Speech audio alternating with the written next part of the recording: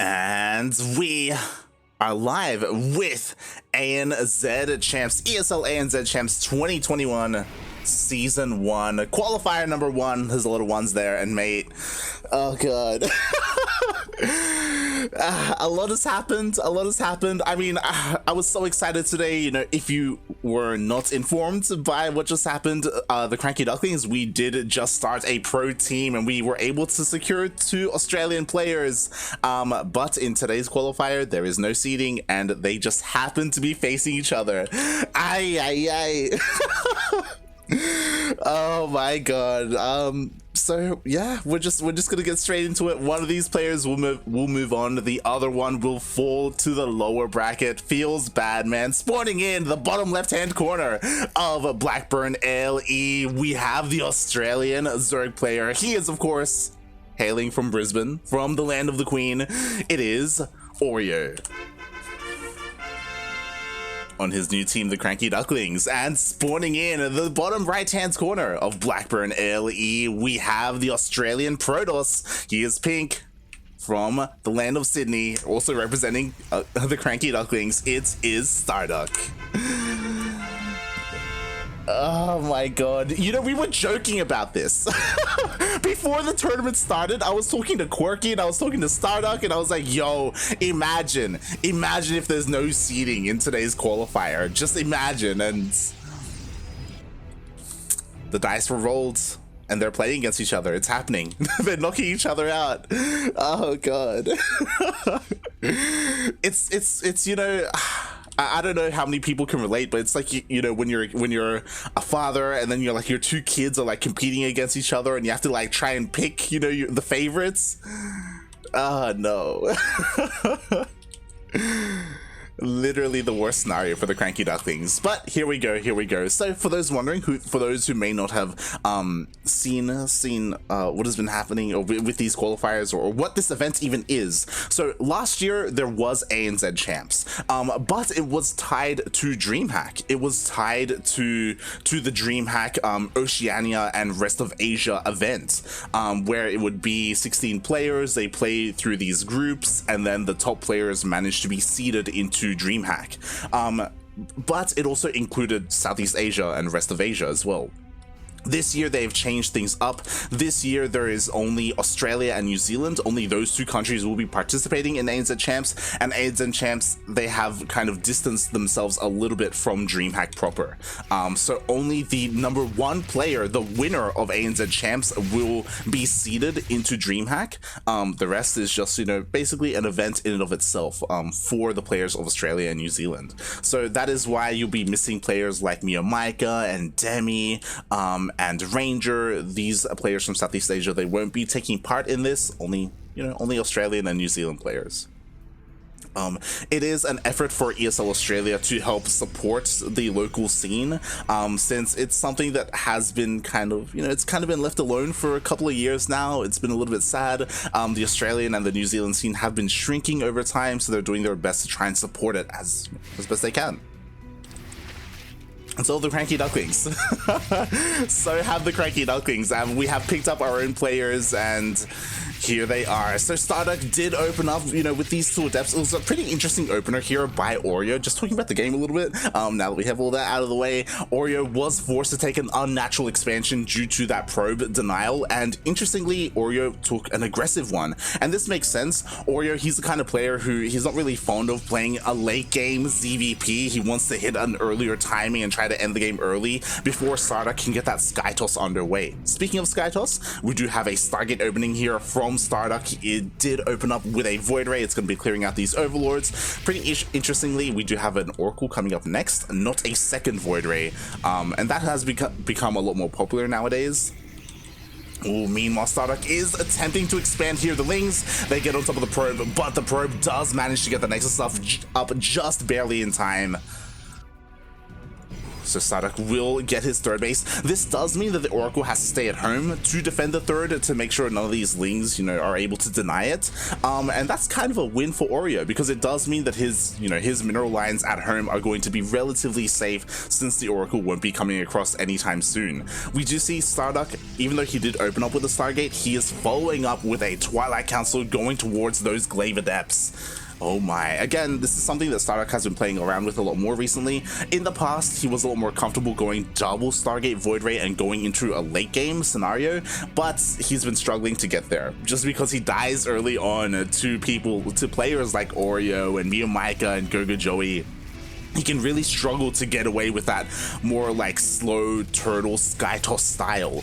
So instead, right now, he is playing around with Glaive Adepts, trying to catch his opponent off guard. At the moment, Oreo has not scouted the Twilight Council, but he can deduce that it is on the way because he's only seen one Void Ray. By now, there should be much more than that if it was a double Stargate opener. So Oreo is aware of that. He's making roaches in preparation for the attack for the Glaive Adepts. Already working on his lair as well.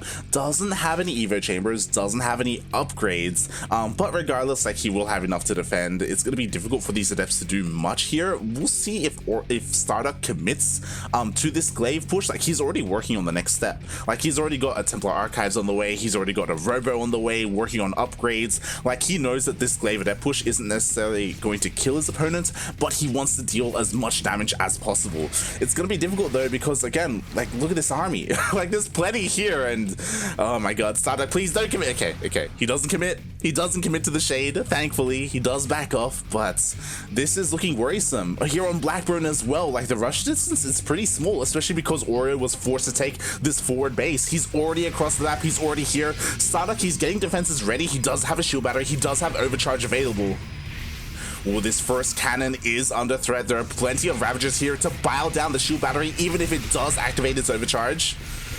Meanwhile, what is there to defend? Only a single Void Ray and Glaive Adepts. Honestly, it's not looking too good for StarDuck. Oreo, he's pushing on forward. His Ling's getting on top of everything. There we go. The Biles are landing on top of the first shield battery. Overcharge hasn't been popped yet. It is available, and there it is. It does get used. But yo, the shield batteries, they're gone, mate. There we go. The Biles, they land on the shield batteries. They all go down. Only a handful of Adepts remaining. The Queens take out the Void Ray as well. And it doesn't look like StarDuck has much left here. Oh, God. He was looking to be the aggressor, but he didn't really scout what Oreo was working on. He didn't see the mass amount of Queens that were there. He didn't realize the danger he was in until it was far too late. Now the push is already here, and all the units are gone. The defensive structures are gone. The boys are even forced off the line a little bit. StarDuck, he's trying to keep them alive. He's like, you know what? You can take my third base. As long as I keep my workers safe and sound and defend, I'm going to be okay. Can he defend though? That's the big question. Like, he's got a single Immortal, he's got 4 Adepts. Like, I don't see that happening here. A second Void Ray does just barely pop out, but oh my god, the Biles land, all the Adepts go down. The Lings, they get surrounded on the Immortals. Oh no. And GG gets called. Oreo takes game number 1. Wow.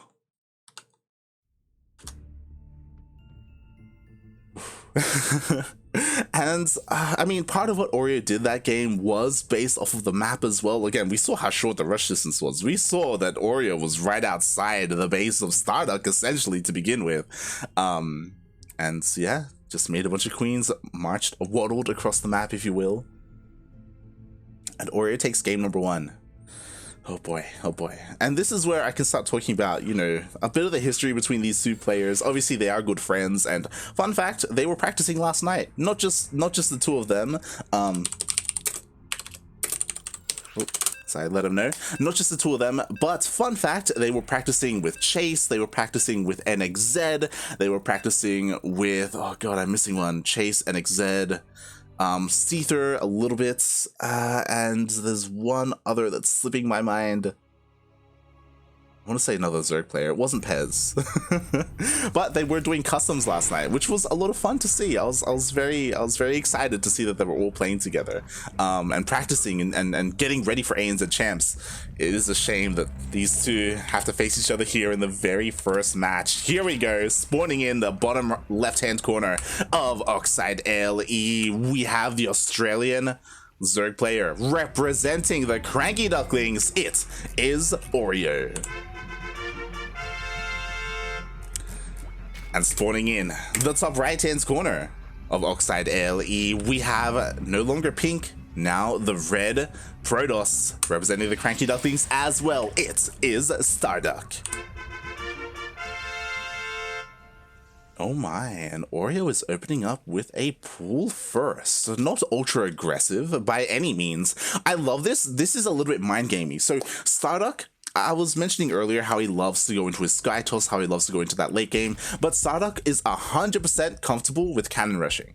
And I'm sure Oreo knows that. Again, they are well versed with each other, and we do have a probe opening here. Oxide, you know, is definitely a map that you can attempt to cannon rush on, so Oreo being a little bit safe here. I'm not really 100% sure if I want to say he's looking to be aggressive at the moment. It wasn't like an incredibly early pool or anything like that. There we go, hatchery is being thrown down once again at the more forward location. Oh boy, and I wouldn't be surprised if Oreo goes for another queen push here in game 2. Like, it worked in game 1. To be fair, you know, on the previous map, you know, the rush distance is a little bit smaller, so it's easier to execute. But why not do it again in game 2? Meanwhile, I feel like it is on StarDuck a little bit more to switch things up, to come up with something different here, to come up with a different approach. That's my initial reaction. To be fair, again, like, Blackburn was a little bit of an oddity just because of how like fast the attack came. StarDuck really never got to put any pressure on Oreo. If you remember, StarDuck even opened up with an Oracle, and the Oracle had to stay at home for the third base as well. Like, Oreo was completely left alone the entire game. Meanwhile, those 6 things are across the map because it was a pull first, and right now I am shocked because StarDuck scouted this. This is terrifying. We'll see how much damage this can get done. We'll see how good the drone drilling will be here for StarDuck. Oh my god, as one probe already goes down, the second probe almost gets focused down, but he does get back to safety. It does go down. A third goes down as well. 3, 4 probes already. And like, these things, they've already paid for the 5 probes. Oh my god. StarDuck, please. And even if these things get cleaned up, like, they dealt all that damage, they denied all this mining time, they forced the Zealot out. So why I was surprised that this much damage was dealt was because StarDuck scouted the pool first. He knew that Lings were going to be coming across the map, and the wall was not prepared whatsoever. He was getting a Zealot out, but there was no like backup probe here to throw down another pylon to wall off just in case. He did not take that pull first seriously, and he was punished for it. 6 probes. That's far too much damage here at the start of the game. Oh, Meanwhile, Oreo, man, he's just taking this third base. He's just droning up, he's getting queens, he's got a handful of Lings to help defend against the Adept. I mean, sure, it's possible that this Adept could deal a little bit of damage because there's no Ling speed. Ling speed was a little bit delayed. But with queens, and as long as the positioning is on point, like, Oreo should be okay. Oh, as the Adept is currently dancing in between the bases. Oh god, being chased away by the Lings. He does attempt to juke, and it looks like the Adept should be able to escape. Ooh, just barely.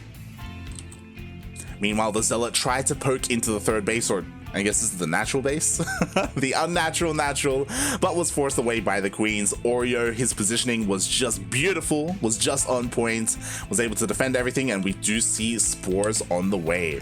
Oreo did see the Stargate opening because the Stargate was thrown down as a part of the wall, and yeah, he is able to respond. He's got plenty of queens, he's got spores finishing up as well. Looking good. Meanwhile, the Void Ray did go across the map. It was spotted by this Overlord of Oreo, which is why the queens are being repositioned. The Overlord is backing off, and this Void Ray, yeah, it's not it's not gonna find a lot of damage here. And now this is scary. Again, because of this base, like, creep is already being spread out halfway across the map. Like, the creep spread is going to be insane this game, which means this is going to be ideal for that queen push we were talking about, the queen push that we saw in game number 1. Meanwhile, the 2 Adepts, they did get 2 workers, but they were pushed away. Meanwhile, 2 Void Rays come in, and it looks like they will be able to kill 1 queen. Nicely done here by StarDuck. Oreo was a little bit distracted by the Adepts.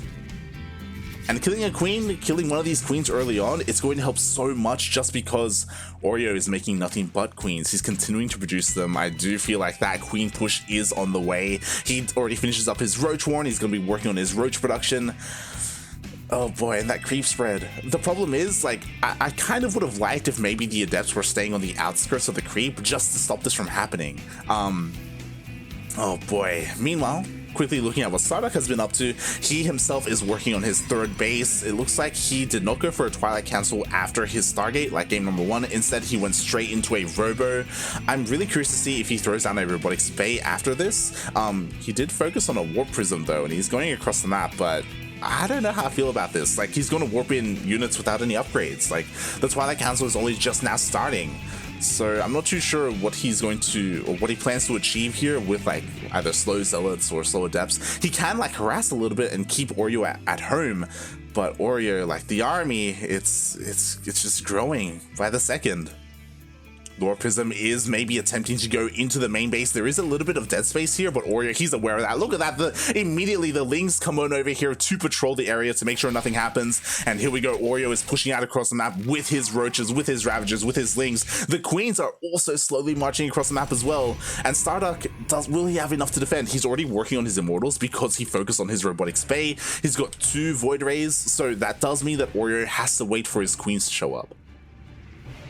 He doesn't want to take all that free damage from those Void Rays. So StarDuck is able to buy a little bit of time. He does have 1 shield battery, but you know what? It's not done quite yet. And 1 shield battery, it's not going to be enough. Oh my god, StarDuck is even, he's even forced to kill his own gateway here. The Lings are going to be taking out the third base. The third base is not long for this world. Oh my god, the force fields go down, but all the sentries get focused down by the Lings and by the Ravagers. The Lings, they flood on in into the natural base, get us around on the Immortals and the shield battery, and StarDuck, he was forced to even bring the Warp Prism home just to micro and keep his Immortals alive. And you know what? He will be able to do that, but everything else is going to fall. There are only 2 Void Rays. GG gets called, and Oreo takes the series 2-0.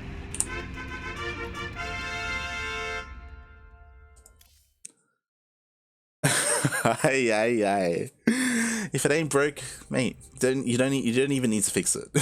Oreo going for that same push 2 games in a row. Obviously, in game number 1, it hit a lot faster, it hit a lot harder. In game number 2, StarDuck had a little bit more time to prepare and respond, but he was not ready. He only had 1 shield battery. He prioritized getting a Warp Prism out at the beginning of the game instead, and that wasn't able to achieve anything. He wasn't able to be aggressive across the map at all again. Oreo just in complete control. Wow.